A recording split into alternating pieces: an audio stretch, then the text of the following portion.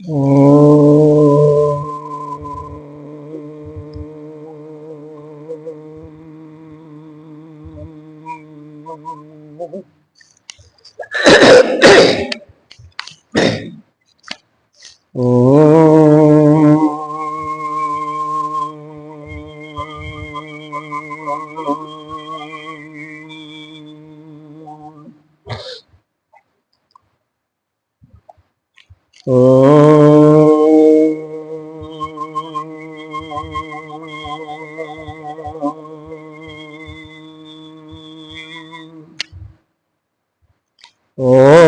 भद्रं गणेभिः श्रीरामदेवा भद्रं पश्येमाक्षवीर्यजत्राः स्त्रैरङ्गैः दुष्टवांसस्तनूभिः वशीमदेवहितं यदायुः। ॐ शान्तिः शान्तिः शान्तिः। ॐ स्वस्ति नः इन्द्रो वृद्धश्रवाः स्वस्ति नः पूषा विश्ववेदाः स्वस्ति नस्ताक्षर्यो अरिष्टनेमि स्वस्ति नो बृहस्पतिर्दधातु। ॐ शान्ति शान्ति शान्तिः। शङ्करं शङ्कराचार्यं केशवं बादरायणं सूत्रभाष्य कृतौ वन्दे भगवन्तौ पुनः पुनः। ईश्वरो गुरुरात्मीति मूर्तिभेदो विभागिनि व्योमवत् व्याप्तदेहाय दक्षिणामूर्तये नमः। अखण्डमण्डलाकारं व्याप्तं येन चराचरं तत्पदं दर्शितं येन तस्मै श्रीगुरुवे नमः। अज्ञानतिमिरान्धस्य ज्ञानाञ्जनशलाकया चक्षुरुन्मीलितं येन तस्मै श्रीगुरुवे नमः। गुरुर्ब्रह्मा गुरुर्विष्णु गुरुर्देवो महेश्वरः गुरुः साक्षात् परं ब्रह्म तस्मै श्रीगुरुवे नमः। त्वमेव माता च पिता त्वमेव बन्धो च सखा त्वमेव वेदा द्रविणं त्वमेव सर्वं मम देव देव। गजाननं भूतगणाधिसेवितं कपिध्वजम्बो फलचारुभक्षणम् उमाशतं शोकविनाशकारकं नमामि विघ्नेश्वरपादपङ्कजम्। अनंत श्री विघोषित 1008 महानिर्वाणी अखाड़ा के वरिष्ठ श्रोती एवं निष्ठ महामंडलेश्वर एवं उत्तर प्रदेश संत समाज के अध्यक्ष श्री सदगुरुदेव भगवान के चरणों में कोटि कोटि नमन बंदन। निर्वाण पीठाधीश्वर 1008 श्री पंचायती महानिर्वाणी अखाड़ा के आचार्य वरिष्ठ श्रोती एवं वरिष्ठ महामंडलेश्वर एवं बीकानेर राजस्थान के राजगुरु श्री स्वामी जी के चरणों में कोटि कोटि नमन बंदन। यहाँ के अधिष्ठाता देव संतजन भक्तजन सभी के अंतःकरण में विराजमान आत्मस्वरूप परमात्मा को नमन करते हैं।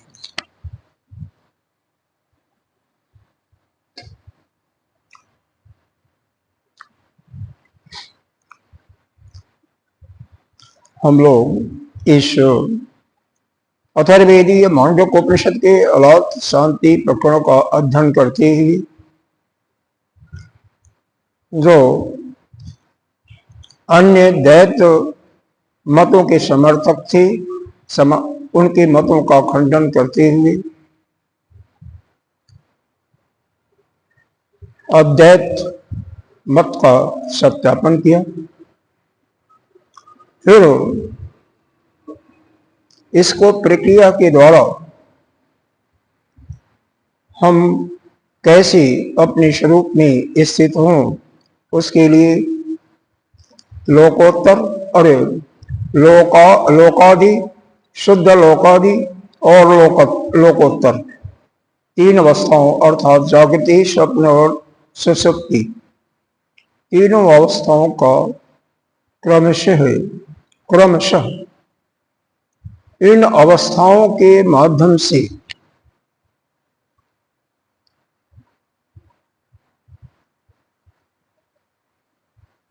हम अपने स्वरूप को कैसे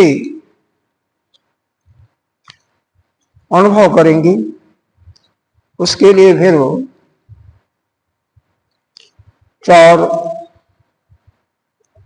पदार्थों का चिंतन किया, जिसमें हेय के फलस्वरूप या तीनों अवस्थाओं को हेय के कैटेगरी में डाल दिया। ये जागृति शब्द सुषुप्ति तीनों हेय हैं, यानी त्याज्य हैं। ज्ञेय में सिर्फ एक ही है, वह अपना आत्मस्वरूप या परमात्मा स्वरूप। तीसरा आप्य अर्थात प्राप्य, प्राप्य के अंतर्गत तीनों ऐशाओं से युक्त, यानी वित्त, पत्र और लोक ऐशा, तीनों ऐशाओं से मुक्त होकर के साधन हमें क्या करना है, तो वहां पर साधन तीन प्रकार का साधनों का निरूपण किया गया। पांडित्य, बाल और मौन साधन का। पांडित्य का मतलब श्रवण, बाल का मतलब मनन और मौन का मतलब निध्यासन। इन तीन साधनों का वर्णन किया। उसके बाद वाक्यादि अपने अंतःकरण में जो राग, देश, काम, क्रोध, मल इत्यादि जो मल होते हैं, उनका निराकरण, उनका भी क्षीण करने के लिए प्रत्यादि शब्द का विचार किया गया। इस प्रकार से इन चार शब्दों की जो व्युत्पत्ति की गई, इनके माध्यम से हम साधन के को करके उस आत्म स्वरूप को प्राप्त कर सकते हैं, जो नित्य, अजन्मा, निश्चल और सर्वज्ञ है। फिर प्रश्न यह आता है कि यह जो जीव है, बताया कि पिछले कारिका में यह आकाश के तुल्य, यह समस्त व्याप्त है। इसमें नाना प्रकार के धर्मा शब्द का उपयोग आया, यानी बहुवचन में इसे लिया गया कि उपाधि के कारण से हमें जीव अलग अलग महसूस होते हैं, लेकिन है नहीं, वह एक ही है। उसमें किसी प्रकार का नानत्व का, किसी प्रकार का भेद नहीं है, लेश मात्र भी भेद नहीं है। इसके बाद परमार्थ तत्व का वर्णन किया गया। फिर अब इस 92वें कारिका में यह बताएंगे, यह जो आत्मा को जानने का, परमार्थ तत्व को जानने का जो ज्ञेयता भाव आता है, क्योंकि जिसको ज्ञेय कहते हो तो वह क्या हो जाएगा, ज्ञेयता। जैसे हर एक चीज में मतलब वह जानने योग्य है। धर्माणाम संवृत्ताय नो परमार्थ इत्यादि। तो जो जानने, इस प्रकार से जानने योग्य होता है, उसका भी निराकरण यदि हम नहीं करेंगे तो यह दोष हो सकता है। जो यह ब्रह्म है, अद्वैत है, अजन्मा है, तो अद्वैत में कहीं शंका न हो जाए, इसके लिए इस कारिका में ज्ञेयता शब्द का भी निराकरण किया गया। और आगे जाकर के जो शांति शब्द आता है, जो आत्मा बताया जाता है ना, आत्मा शांत है, उसका भी निराकरण करके और बिल्कुल इस अद्वैत का पूरा पूरा ही वही एक अद्वैत है, जो कि जानने, वह जानने जो क्या पहले से ही है। मतलब यहाँ पर यह सिद्ध करना है कि वह ज्ञान के द्वारा नहीं जाना गया, बल्कि वह ज्ञान स्वरूप तो है, वह नित्य है, अजन्मा है। वह तो एक भ्रम से उपाधि के कारण बीच में आपके अंदर यह द्वैत भाव का जो एक स्पंदन आ गया था और उसको, उस भ्रम को मिटा दिया, तो जैसा स्वरूप था वैसा ही था। चाहे आप ज्ञानी हो अज्ञानी हो, वह आत्मा का, वह आत्मा जो आपका है वह ज्ञान स्वरूप ही है, बोधमय है, नित्य है, अजन्मा है। एक दूसरे के आत्मा एक ही है, अलग अलग नहीं है, उसमें कोई अंतर नहीं है। ज्ञानी का भी वही आत्मा है, अज्ञानी का भी वही आत्मा है। अंतर यह है, ज्ञानी उसको जानता है और अज्ञानी उसको नहीं जानता है, बल्कि उसके विज्ञान में स्पंदन हुआ करता है, जैसे वह द्वैत के पचड़े में फंस जाता है एक ही है। इसी को और दे तो ज्ञता शब्द का यहाँ पर निराकरण किया जाता है। तो इसमें संगति लगाते हैं आत्म तत्व के निरूपण के अंदर ही। ज्ञेयता अपि धर्माणाम संवृत्तैव न परमार्थ इत्याह। यहाँ पर पुनः यह बहुवचन ही प्रयोग किया जाएगा अभी और आगे चल करके। क्यों? हमें जो प्रतीति होती है उपाधि के कारण से अलग अलग जीव हैं। यहाँ धर्माराम का मतलब जीव, जीव के लिए। तो जीवों के जो ज्ञेयता है, आत्माओं की जो ज्ञेयता है, वह ज्ञेयता संवृत्त, संवृत्त का मतलब कहते हैं व्यवहारिक ही है, वह यथार्थ नहीं है। क्योंकि आत्मा को, जीव को तो जानते ही हो ना। यह तो आपको मालूम है कि यह जीव है। वास्तव में जीव को लेकर के कोई संदेह नहीं है। जीवत्व जो है वहां पर कल्पित है। जीवत्व जगत भी कल्पित है, जीवत्व भी। जीव तो है, लेकिन आप जिसको आप जीव मान रहे हो, जीव न हो करके क्या है, वही आत्मा ही है, निर्गुण निराकार ब्रह्म ही है। ठीक है, जब तक मान रहे हो कोई बात नहीं, अंत नहीं, एक समय तो मानना ही पड़ेगा आपको। तो इसी को कह रहे हैं ज्ञेयता अपि। यह जो आत्माओं को यानी जीवों के बारे में जो ज्ञेयता का प्रारूप आया, वह केवल व्यवहारिक पक्ष के कारण है, व्यवहारिक सृष्टि में ही है, वह यथार्थ सृष्टि में नहीं है। इसीलिए कहा गया यहाँ पर, यह कारिका 92 कारिका है। थोड़ा सा ये कारिकाएं 5, 4, 5 जो है ना, यह अपने आत्म तत्व का ही निरूपण कर रही हैं। जो कुछ जहां भी लेश मात्र शंका हो सकता है उसका निराकरण किया गया है। तो थोड़ा सा इसको सावधानी से समझने की कोशिश करेंगे, बुद्धि को जागृत करके। आदि बुद्धा प्रकृत्यैव सर्वे धर्मा सुनिश्चिता यस्यैवं भवति शान्तिः सो अमृतत्वाय कल्पते। आदिबुद्धा प्रकृत्यैव सर्वे धर्मा सुनिश्चिता यस्यैवं भवति शान्तिः सो अमृतत्वाय कल्पते। अब देखिए, एक एक शब्दों का अर्थ देख लीजिए। आदि, आदि का मतलब अनादि काल से, प्रारंभ से ही, जब से सृष्टि चली अनादि काल से। बुद्धा, बुद्धा का मतलब क्या? ज्ञान स्वरूप। ठीक है।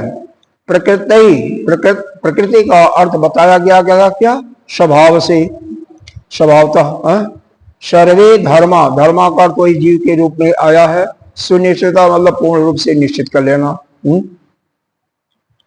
यस्य एवं, जिसका एवं, एवं शब्द का अर्थ यहां पर बताया गया है, जो कि नित्य प्रकाश स्वरूप है। यानी वह आत्मा जो है अपना नित्य प्रकाश स्वरूप है।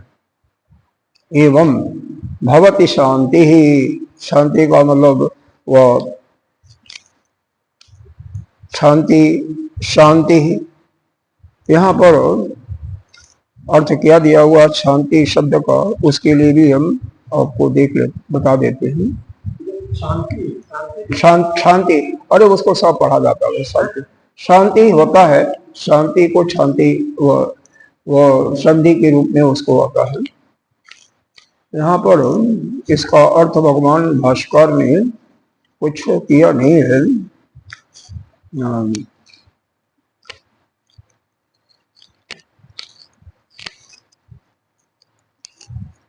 नहीं दिया है, कोई बात नहीं दिया है।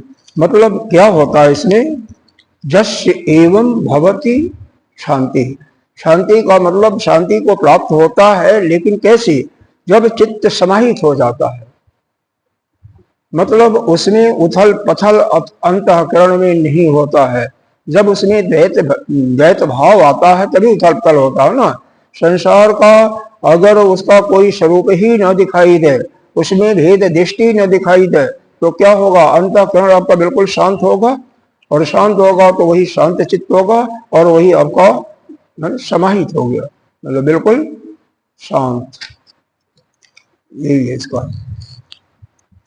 तो करका का अर्थ देखिए पहले, आदि बुद्धा प्रकृति सर्वे धर्मा सुनिश्चिता। सभी जीव जो है, सर्वे धर्मा मतलब सभी जीवात्मा जो हैं, या सभी आत्मा अनादि काल से ही वह स्वभावतः नित्य है। यानी अनादि काल का मतलब यहाँ पर आप कहेंगे कि नित्य है, वह स्वभावतः वह नित्य है, प्रारंभ से ही वह नित्य है। कैसे हैं, जस्येवं भवति, जैसे सूर्य का प्रकाश, एक यहाँ पर दृष्टांत दिया गया है, वह नित्य प्रकाश स्वरूप है। और जो यह निश्चित कर लेता है, जिसके अंतःकरण में यह दृढ़ता हो जाती है, दृढ़ पूर्वक यह निश्चय हो जाता है कि यह आत्मा जो है प्रारंभ से ही अनादि काल से नित्य है, स्वभाववश है, इसमें कोई बीच में किसी ज्ञान से इसको नहीं जाना जाता, बल्कि यह शुरू से ही है, ज्ञान में है। इसको आप किसी साधन के द्वारा इसको ज्ञान युक्त नहीं किया है, यह शुरू से ही प्रारंभ से ही है। क्योंकि अगर उस आत्म तत्व के बारे में पढ़ेंगे तो वह क्या है, निर्गुणो निर्विकारो नित्यो निर्विकल्पो निरंजन आता है ना। तो उसी प्रकार से यह नित्य है, वह आत्मा ही है, नित्य वही है, निर्गुण निराकार। बीच में उसके जो मध्य में एक आता है सोपाधिक ब्रह्म, वह निराकार वो भी है, लेकिन वह सगुण है। सगुण क्यों कहा उसको, क्योंकि सर्वज्ञता का गुण उसके अंदर आता है। सर्वज्ञता के गुण आने के कारण उसको सगुण कहा। और फिर वह कारण ब्रह्म भी, वो भी तो कारण ब्रह्म जो माना, वो भी सृष्टि का उस ब्रह्म को लक्ष्य करने के लिए, उसको अनुभव कराने के लिए ही माना है। अदरवाइज वो कुछ करता वर्ता कुछ नहीं है, सब कुछ नहीं है, सब एक अध्यारोपित है। आदि बुद्धा प्रकृति, तो संपूर्ण आत्मा यानी समस्त आत्मा, जितनी भी आत्मा है या जीवात्मा है, स्वभाव से ही नित्य क्या है, सुनिश्चिता। यह बोधा स्वरूप है, जानने योग्य है, बोध स्वरूप है, ज्ञान में है। और जस्येवं भवति, और वह प्रकाश में है। और ऐसा जो निश्चय कर लेता है वह समाहित हो जाता है, बिल्कुल शांत हो जाता है, और वही अमृतत्वाय कल्पति, और वही मोक्ष के प्राप्ति का के लिए योग्य होता है। अमृतत्वाय, अमृतत्वाय का मतलब अमृत तुल्य, अर्थात मोक्ष को पाने का हकदार या योग्य, काबिलियत योग्य होता है, दूसरा कोई नहीं होता है। तो समर्थ, उसमें योग्यता का यहाँ पर निरूपण किया गया है। जो इस प्रकार से इस जीव को यह जान लेता है कि यह हमारा आत्मा जो है अनादि काल से यह स्वभावतः ही प्रकाश स्वरूप है, नित्य है, यह उसके मन में दृढ़ता आ जाती है और उसका चित्त समाहित हो जाता है, शांत हो जाता है। तो वही जो है उस मोक्ष के प्राप्ति के हकदार या योग्य होता है। जब तक यह निश्चित नहीं होता है कि हम ब्रह्म हैं, तब तक वो नहीं होता है ना। क्योंकि वह आत्मा तो है ही है वैसा। केवल आपके मन में शंका हो गई है कि नहीं हम क्या हैं, हम ए हैं, हम बी हैं, हम वृद्ध हैं, हम क्षत्रिय हैं, हम वैश्य हैं, हम शिष्य हैं, हम वाचक हैं। यह सब उपाधि के कारण लेकर की है ना। लेकिन वह आत्मा तो सदैव सर्वदा एक जैसे है, एक रस ही है, उसमें कोई परिवर्तन नहीं है। वो तो एक रस है, नित्य शुद्ध बुद्ध मुक्त अजन्मा वही है। लेकिन उपाधि लेकर के हमें अलग अलग, हमें भेद आता है कि मैं अलग, वह अलग, वह अलग।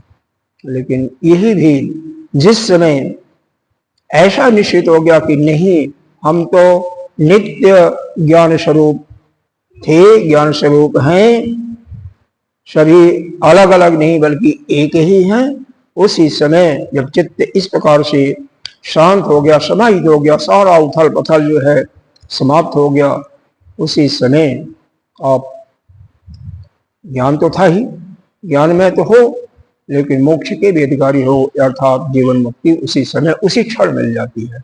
वो कहीं से प्राप्त नहीं होती, आप ही हो। आदि बुद्धा, आदि का मतलब वही प्रारंभ, बुद्धा का मतलब वही चैतन्यता यानी ज्ञान स्वरूप प्रकाश में। प्रकृति का मतलब स्वभावतः सर्वे धर्मा सभी जीव। सुनिश्चितता मतलब निश्चित करना। यह निश्चित करने का भी यह निरपेक्ष होता है, कोई निश्चित थोड़ी हम करते हैं, निश्चित तो है ही है। यह भी एक जो अपेक्षित है उसको समाप्त करके निरपेक्ष है। इसमें देखो भाष्य में इसको थोड़ा सा और स्पष्टता आएगी। जस्मात् आदौ बुद्धा आदि बुद्धा। जस्मात् का मतलब क्योंकि, जस्मात् का मतलब क्योंकि। आदि का अर्थ बता रहे हैं, आदि बुद्धा का वही आदौ मतलब प्रारंभ से ही वह बुद्ध स्वरूप है, चैतन्य स्वरूप है। प्रकृति का अर्थ बता दिया स्वभावतः। हर एक शब्दों के अर्थ बताए गए हैं। प्रकृति है इसका स्वभावतः, एव का अर्थ है जता नित्य प्रकाश स्वरूप। तो क्या हो गया, इतने का आदि बुद्धा प्रकृति का क्या हो गया, या ऐसे करें सर्वे धर्म, सभी जीव जो है, सभी आत्मा क्या है, वह प्रारंभ से ही या अनादि काल से क्या है, वह स्वभावतः प्रकाश में है, नित्य प्रकाश में है। यह हुआ कैसे है, दृष्टांत दिया गया, सविता एवं नित्य बोध स्वरूपा इति अर्थ है। जैसे सविता, सविता कौन है, सूर्य देवता को कहते हैं। जैसे सूर्य जो है नित्य, नित्य क्या है, वो बोध स्वरूप है, नित्य प्रकाश में है, नित्य प्रकाश है। वहां दिन और रात्रि वह सूर्य नहीं बना रहा है। ऐसा नहीं है कि सूर्य एक समय उसमें अंधेरा दे देता है और एक समय प्रकाश नहीं, वो तो हमेशा एक ही जैसे है। वह तो हमारी दृष्टि है कि हमें रात्रि क्यों, उसका प्रकाश।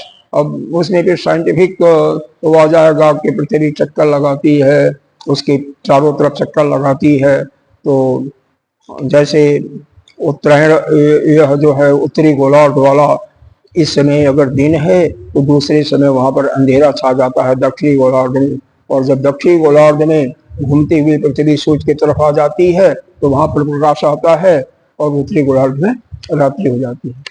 अगर जो अष्टमी पढ़े होंगे वो थोड़ा जानते होंगे, क्योंकि पृथ्वी जो है, यही सिद्धांत कॉपरनिकस और गैलीलियो ने जो शुरू में किया, तो एक को तो फांसी के फंदे पर चढ़ना पड़ा, लेकिन विचार की स्वतंत्रता पाश्चात्य देशों में नहीं है, हमारे भारत में है। भारत में जो कुछ कहना हो कह लो, कोई कुछ नहीं कहेगा। जो कुछ आप विचार करना हो, किसी को खंडन करना हो, खंडन कर सकते हो। पाश्चात्य देशों में ऐसा नहीं है।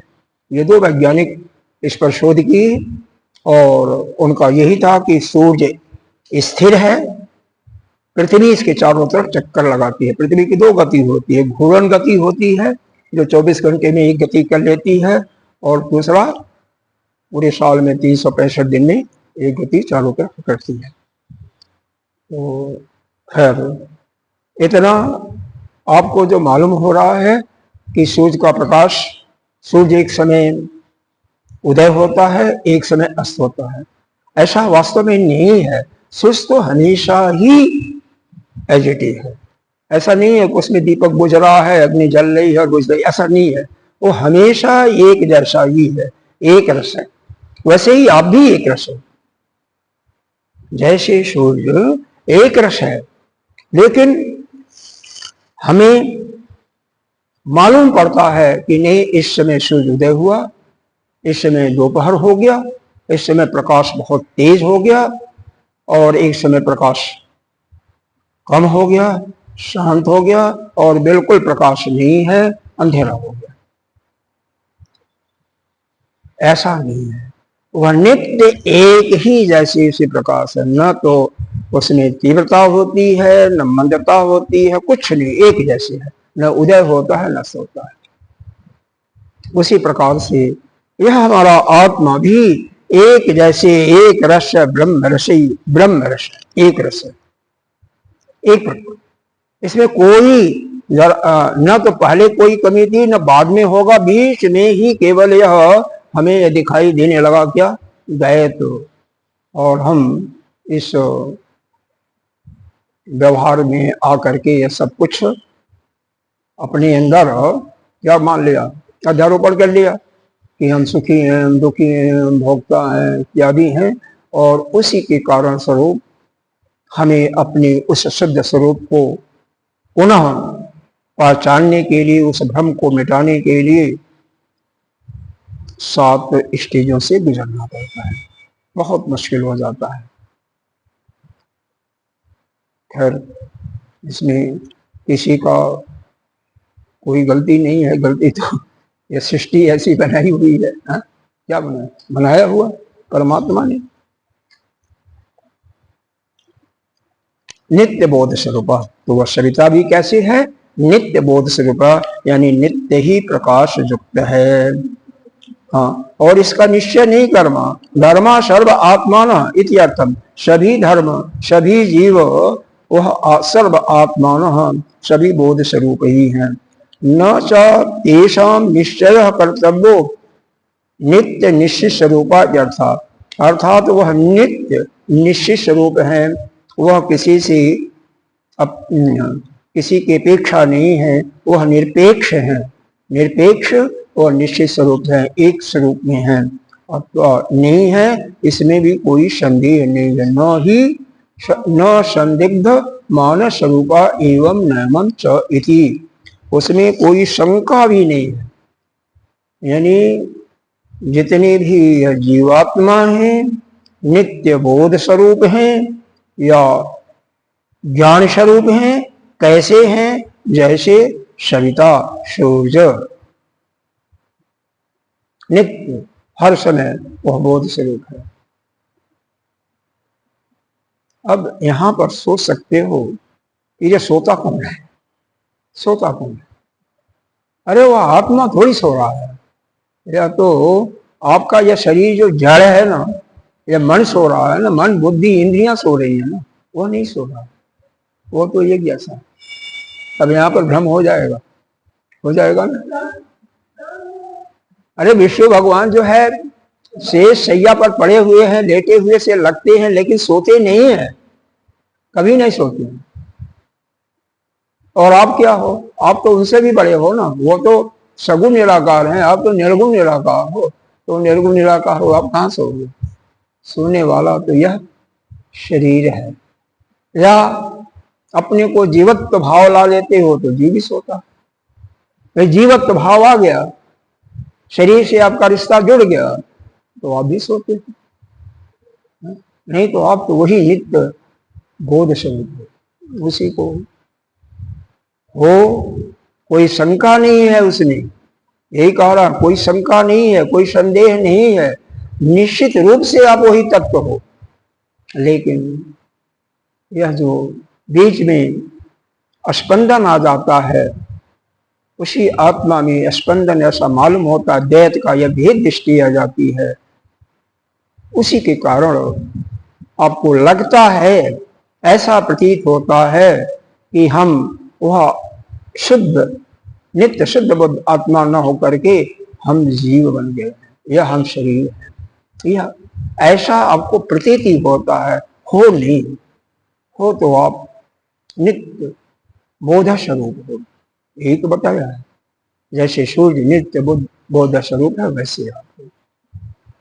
सूर्य के बारे में तो किसी को कोई संदेह नहीं है ना, हाँ बीना जी, सूर्य के बारे में कोई संदेह तो नहीं है, नहीं है।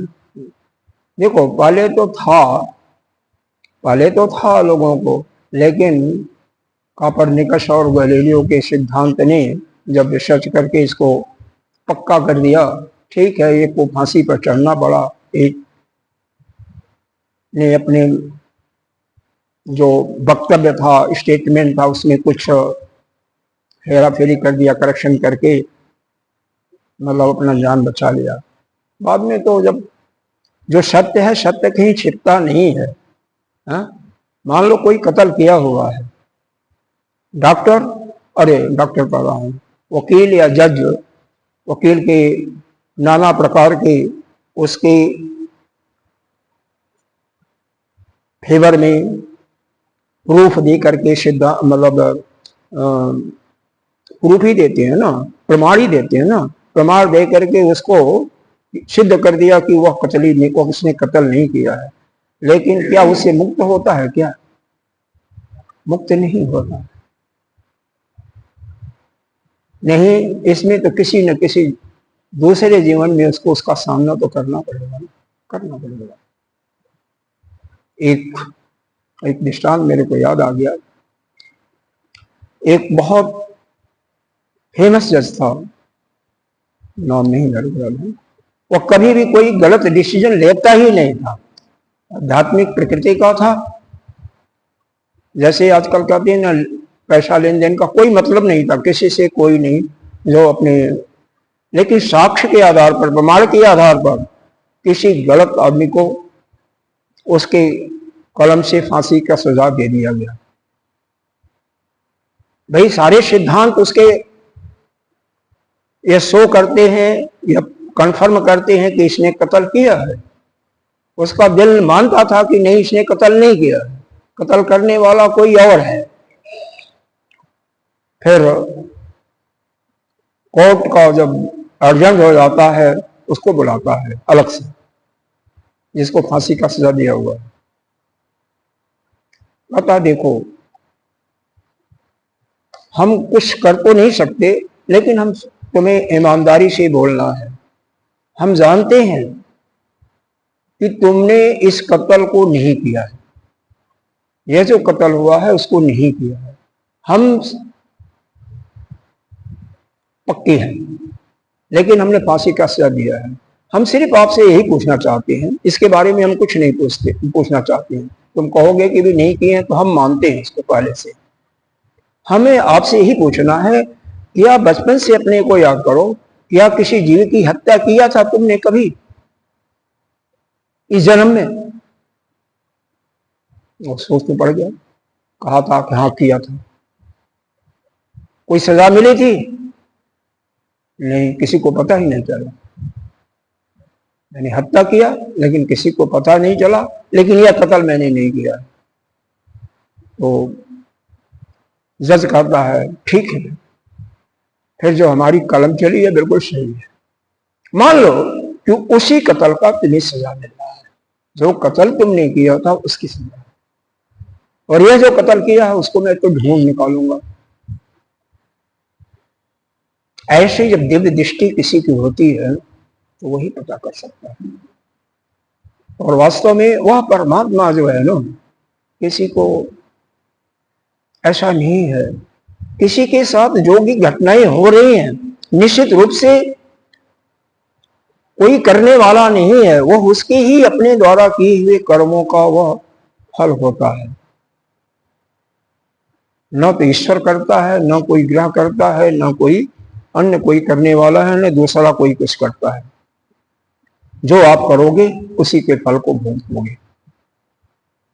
अब आगे चल करके बता रहे हैं, यस्य मुमुक्षु एवं, जिस मुमुक्षु को, मुमुक्षु का मतलब तो समझ रहे हैं, जो मोक्ष प्राप्त करने का पूर्ण रूप से उसके अंदर यह भाव आ गया है कि हमें मोक्ष प्राप्त करना ही है।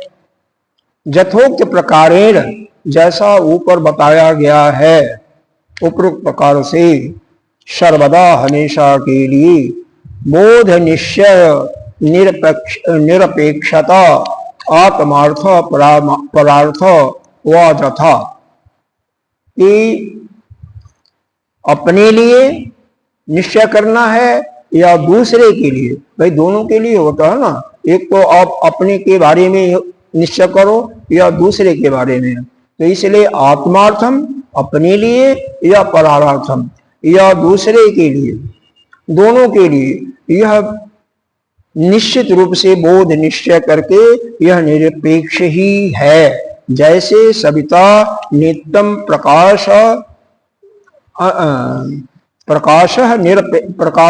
निरपेक्ष, जैसे सूर्य जो है नित्य प्रकाश स्वरूप है, स्वार्थ अपने लिए भी और परमार्थ के लिए भी, मतलब अपने लिए और दूसरे के लिए भी है। उसी प्रकार से एक मुमुक्षु जो है, एक ऐसा साधक जिसको मोक्ष चाहिए, उसको यह हमेशा यह निश्चय हो जाता है कि यह जो आत्मा है वह क्या है, यह निरपेक्ष ज्ञान युक्त ही है या बोध स्वरूप ही है, चाहे वो अपने लिए हो चाहे दूसरे के लिए हो। भवती शांति ही, शांति ही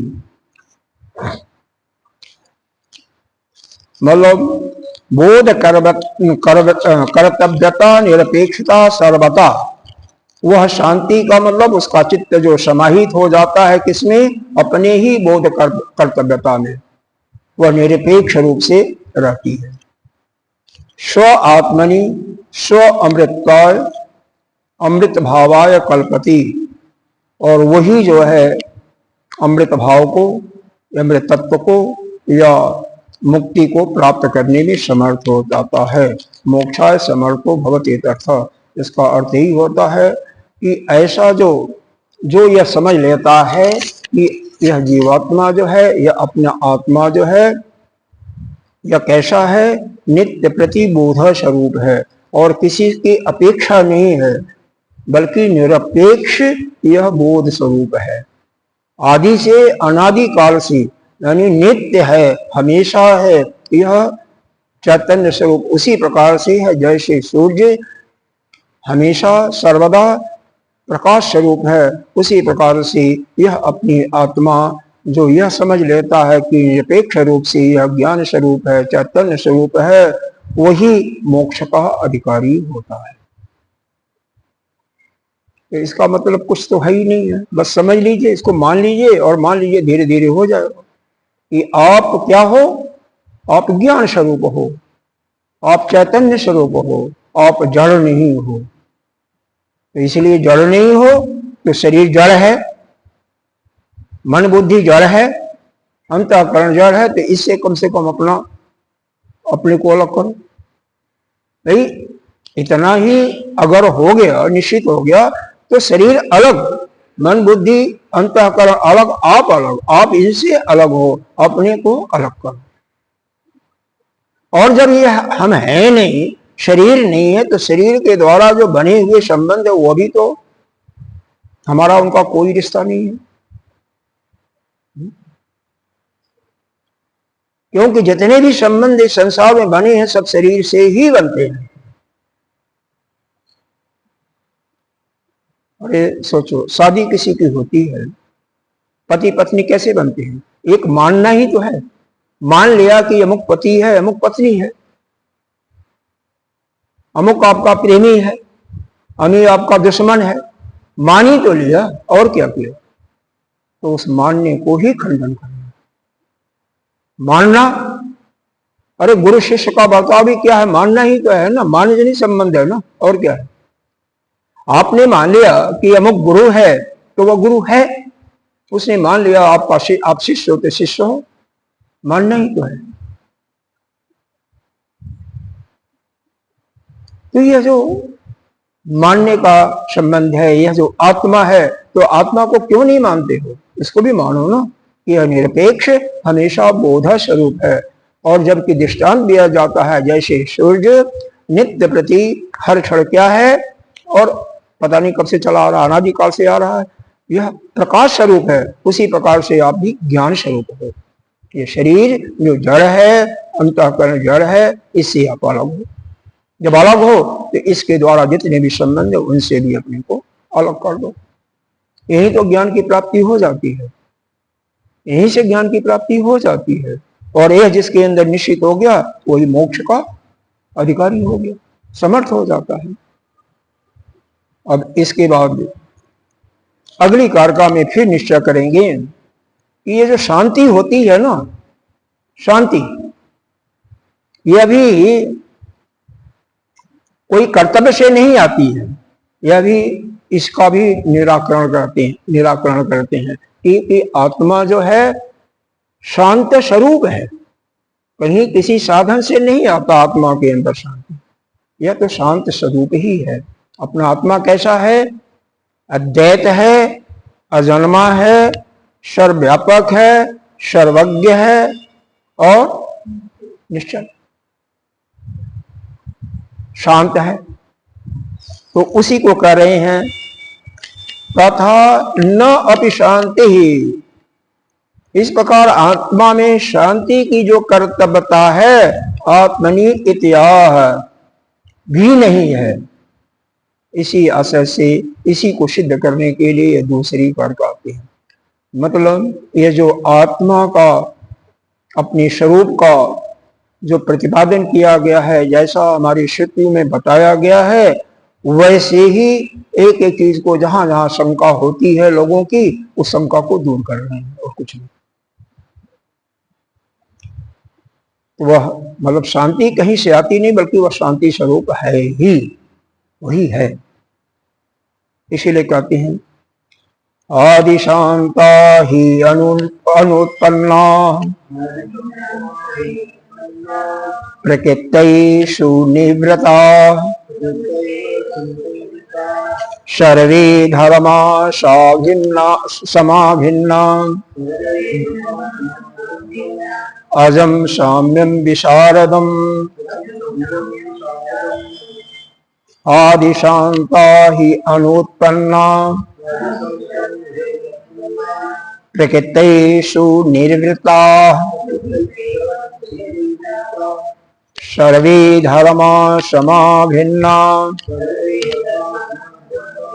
अजम साम्यम विशारदम। अब यहाँ पर देखिए, सर्वे धर्मा से अन्वय करेंगे तो सर्वे धर्मा से इसका अर्थ होगा सभी जीव, सभी जीवात्मा क्या है? आदि शांता, आदि यानी अनादिकाल से नित्य शांत है। यहाँ पर अनादि का अर्थ क्या लगा रहे हैं? नित्य। नित्य क्या है? शांत है। अनुत्पन्ना, यह कहीं पैदा नहीं हुए हैं, अजन्मे नहीं है, अजन्मा है, नित्य शांत है। इसी को सिद्ध करना है, नित्य शांत है, कहीं बाहरी से आगंतुक नहीं है, नित्य शांत है, अज है, मतलब उत्पन्न नहीं होता, प्रकृति स्वभावतः, स्वभाव से ही, सुनिवृता क्या है? अत्यंत, जैसे एक आता है ना समाधि खट संपत्ति में क्या आता है? सम दम तितिक्षा उपरति श्रद्धा समाधान। तो उपरत है, उसी प्रकार से यहाँ पर यह उपरत है और क्या है? सम है और अभिन्न है। मतलब एक दूसरे अलग अलग नहीं है, बल्कि एक ही है, भिन्न भिन्न नहीं है, एक ही है, अलग अलग जीव नहीं है। क्योंकि समझाने के लिए सर्वे धर्मा कहा गया ना, इसलिए बता रहे हैं कि क्या है? संपूर्ण आत्मा जो है, यहाँ पर संपूर्ण कर दिया, ये थोड़ा सा समझने में दिक्कत हो सकती है, क्योंकि आत्मा तो संपूर्ण का एक ही होता है, या तो आत्मा सिर्फ कहा जाए या सभी आत्मा कहा जाए। तो आत्मा जो है नित्य शांत है, एक ही है, क्योंकि अलग अलग नहीं है। तो नित्य शांत है, अजन्मा है, स्वभाव से ही उपरत है, किसी से कोई उसका अटैचमेंट नहीं है। उपरती का मतलब किसी से लगाव नहीं है, अटैचमेंट नहीं है। सम है और अभिन्न है। अब ये आया ना, सम अभिन्ना, सम भी है और अभिन्ना, यानी किसी से, सबसे बिल्कुल अलग है। अज है अजन्मा, सौम्य है साम्यम विशारदम। साम्य का मतलब समता रूप है, विशुद्ध रूप का मतलब विशारद का अर्थ बताया गया है। विशुद्ध आत्म तत्वम, वह विशुद्ध आत्म स्वरूप है।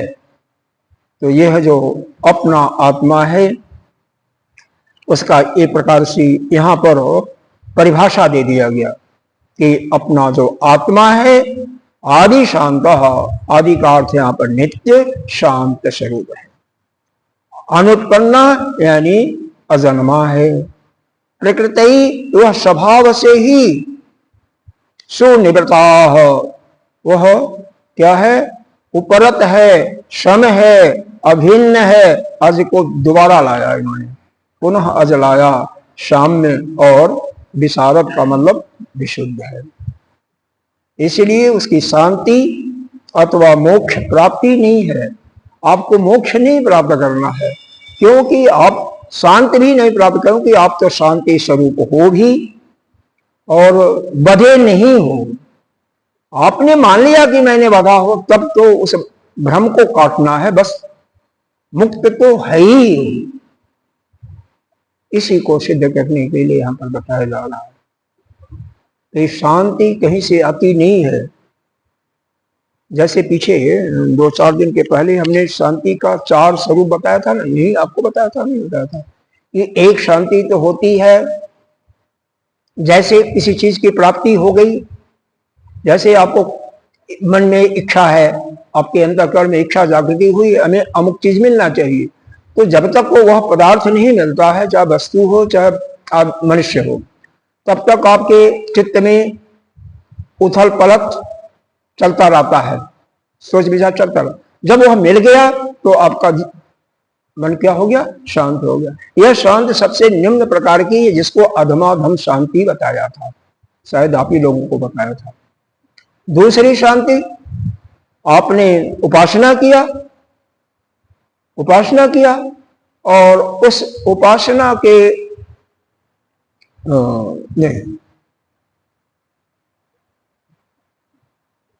उपासना के फलस्वरूप जो शांति, हाँ, उपासना के फलस्वरूप शांति, बल्कि मत कहिए, यह कहिए कि कर्म किया। दूसरी शांति जो होती है, कर्म किया, यज्ञ किया, तप किया और उसके फलस्वरूप आपका पुण्य हुआ और पुण्य के फलस्वरूप जो है आपको स्वर्ग आदि लोक मिल गया, तो वहां पर कुछ समय के लिए शांति होती है। तो वह शांति जो होती है वो दूसरे प्रकार की शांति होती है, जिसको हम कहते हैं अधम शांति या प्रारंभिक कोटि की शांति। तीसरी शांति बताया था, जब उपासना करते हैं भगवान से एकत्व प्राप्त हो जाता है वह शांति, लेकिन वह भी अनादि काल के लिए नहीं होता है। वो भी एक क्या कहते हैं, एक ब्रह्मा का जो एक दिन होता है, जब वो प्राग होता है उसके बाद वह खत्म हो जाता है। जितने भी अमर होते हैं ना, जब ब्रह्मा की रात्रि होती है तो उसके बाद उनका समाप्त हो जाता है। जैसे जय और विजय, यह भी एक समय भगवान के लोक को गए थे ना, एक प्रकार से अमृत हो गए थे ना, लेकिन कैसे, फिर श्राप मिला और फिर आए। ऐसे जो भी भगवान के लोक को जाते हैं या भगवान के स्वरूप होता है तो उनको आना पड़ता है, किसी न किसी कारण से कोई न कोई गलतियां हो जाती हैं तो आना पड़ता है। और वो तो 3 जन्म में आए थे, राक्षस हुए थे। तो वह जो उपासना के कारण जो शांति मिलती है वह मध्यम प्रकार की शांति होती है, काफी देर तक रहती है। और लेकिन जो अपने स्वरूप में स्थित हो जाता है वह शांति सबसे उत्तम होती है। आपको मालूम हो गया कि हमारे सिवा और कोई है ही नहीं है, हम ही हैं। हम ही अद्वैत हैं, अजन्मा है, नित्य शुद्ध बुद्ध मुक्त है।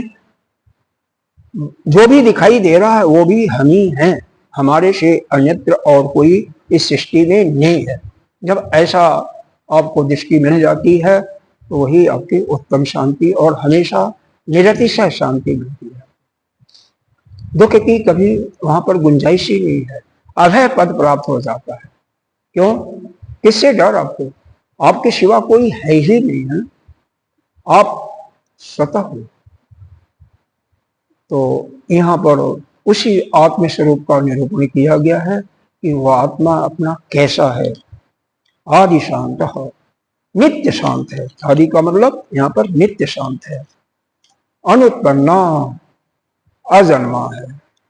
प्रकृति स्वभावतः, स्वभावतः क्या है? यह ऊपरता से निवृत्ता का अर्थ यहाँ पर लिया गया। सर्वे धर्म का पहले ले लेंगे तो सभी जीव जो है सम है, अभिन्न है, अज है, साम्य है और आत्म या विशुद्ध स्वरूप है, विशुद्ध है। विशारद का मतलब विशुद्ध आत्म तत्व होता है। आगे भाष्य में यह स्पष्ट किया गया है। अब इसका भाष्य देख लीजिए। जस्मात्, इसलिए, आदि शांता नित्यम, आदि शांता का मतलब नित्यम एव शांता। यह जो आत्मा है कैसा है? नित्य शांत है। अनुत्पन्ना, अनुत्पन्ना का मतलब अजन्मा है। प्रकृति मतलब स्वभावतः, प्रकृति का अर्थ पीछे बताया गया था स्वभावतः। सुनिवृत्ता का अर्थ बता रहे हैं। सुसृष्टु परत स्वभाव इति अर्थ, अर्थात अत्यंत उपरत स्वभाव वाला है, अर्थात किसी से कोई इसका चिपकाव नहीं है, किसी से लगाव नहीं है, किसी से अटैचमेंट नहीं है। तथा सर्वे धर्म, सारे जो जीव हैं क्या है? वह सम है, अभिन्न है। समाभिन्न, सभिन्न का अर्थ बता दिया, समाभिन्न सबसे भिन्न है। अज है, साम्य है, विशारद, साम्य का मतलब क्षमता स्वरूप हो गया। विशारद का अर्थ लगाया विशुद्ध आत्म तत्वम, विशुद्ध आत्म तत्व के रूप में विशुद्ध है। जस्मात्, इसलिए, जस्मात् तस्मात् शांति मोक्षो व नास्ति कर्तव्य इति अर्थ, इसीलिए उनकी शांति अथवा मोक्ष का कोई कर्तव्य नहीं है। जो शांत स्वरूप ही है, नित्य है, साम्य है, अजन्मा है, आत्म तत्व के रूप में विशुद्ध आत्म तत्व है, तो उसका न तो कोई शांति की जरूरत है, न कोई मोक्ष स्वरूप की जरूरत है। इसके लिए कोई कर्तव्य की जरूरत नहीं है, वह तो उसका स्वरूप ही है। न ही नित्य एक स्वभावस्य कृतम, इस स्वभाव के लिए कृतम का मतलब होता है करना। इस एक स्वभाव के प्राप्ति के लिए कुछ करना नहीं होता है। किंचित अर्थ स्यात्, अर्थात कुछ भी करना सार्थक नहीं हो सकता है। इस अपने आत्म स्वरूप को जानने के लिए कुछ आपको करने की जरूरत नहीं है। केवल आपके मन में जो भ्रम पड़ गया है, शंका आ गई है कि आप बंधे हुए हो, आप तो शरीर, हम शरीर हैं, जीव हैं, तो इसी भ्रम को तोड़ना है और कुछ नहीं। तो यह ज्ञान जो है सिर्फ इस भ्रम का निराकरण करती है, न कि आपको मुक्त करती है, क्योंकि मुक्त तो आप है ही हैं। मन एवं मनुष्याणाम कारण बंध मोक्ष, ये हमारा मन ही जो है, और मनुष्य बंध कि आप अपने को बंधा हुआ मानो या मुक्त मानो, उसके कारण आपसे है। आप बंधे नहीं हो। जैसे एक दृष्टांत से और समझो, इसी प्रकार से समझाया रहे थे कोई गुरु किसी शिष्य को, तो शिष्य को समझ में नहीं आता, किसी को भी नहीं समझता। हम लोगों को भी पहले बहुत मुश्किल होता है कि हम मुक्त हैं, मुक्त हैं तो हमारा अटैचमेंट इधर उधर क्यों है, इसी से गड़बड़ होता है ना। तो टहलने के लिए गुरुदेव कहे कि चलो शिष्य चले, चलो चलते हैं, बड़ा पार्क में चलते हैं। अब वहां पर थोड़ा सा देखा कि शिष्य का कहीं मन का भटकाव कहीं और है। उन्होंने एक पेड़ को पकड़ करके और चिल्लाने लगे कि शिष्य बचाओ बचाओ, मेरे को इस पेड़ ने जकड़ लिया। फिर वो आके कहता है, अरे गुरुदेव, ये पेड़ थोड़ी जकड़ा है, यह तो आप खुद उसको पकड़ रहे हो। जब कई बार कहा तो कहते हैं शिष्य इसी प्रकार से तूने इस संसार को पकड़ लिया है, संसार तेरे को नहीं पकड़ा है, तू तो स्वयं मुक्त है। तूने पकड़ लिया कि मेरी औरत है, मेरे बच्चे हैं, यह है वह है, कोई पकड़ने वाला नहीं है। आप बंधे नहीं हो, आप मुक्त हो। बंदर का भी दृष्टांत दिया जाता है कि बंदरों को सबसे प्रिय होता है क्या? होता चना। उनकी घ्राण शक्ति बहुत तेज होती है, कुत्ते की भी बहुत तेज होती है। तभी तो अपने मालिक को पहचान लेता है दूर से ही, चोर को भी पहचान लेता है। बंदर आकर के अपना हाथ उस घड़े में घड़ा रखो, चना भर दो। ऊपर वाला पोर्शन पतला होता है, जब उसमें मुंह हाथ डालेगा तो हाथ चला जाएगा, और जब मुट्ठी बंद हो जाएगा तो नहीं निकलेगा। अब मुट्ठी बंद करके वो निकालना चाहता है लेकिन नहीं निकलता है। वो सोचता है कि घड़े ने मेरे को क्या किया, बांध लिया, पकड़ लिया। लेकिन अगर वही छोड़ दे, मुट्ठी को छोड़ दे, चने को, तो निकल जाएगा। इसीलिए आप संसार को छोड़ दो और मुक्त हो। जब तक हम पकड़े रहेंगे या मेरा तेरा, तब तक हम बंधे हुए हैं। और जिस समय हम सबको त्याग देते हैं, इसीलिए जगह जगह इसका वर्णन आया है कि बिना वैराग्य के, संसार से वैराग्य के कोई भी मुक्त नहीं हो सकता है। तो वास्तव में इस अज्ञान का मूल कारण ही वैराग्य ही है। कारण तो अज्ञान ही है मूल कारण के रूप में, लेकिन उसी के कारण से यह हमारा अटैचमेंट होता है संसार से, और इसी को हमें छोड़ना है, और यही हमारा मूल धर्म होना चाहिए। अब आगे का कार्य का हम कल देखेंगे। ओम पूर्णमदः पूर्णमिदं पूर्णस्य पूर्णमादाय पूर्णमेवावशिष्यते। ओम शांति शांति। तदाचार्यं केशवं बादरायणं श्रोत्रभाषणकृतो वन्दे।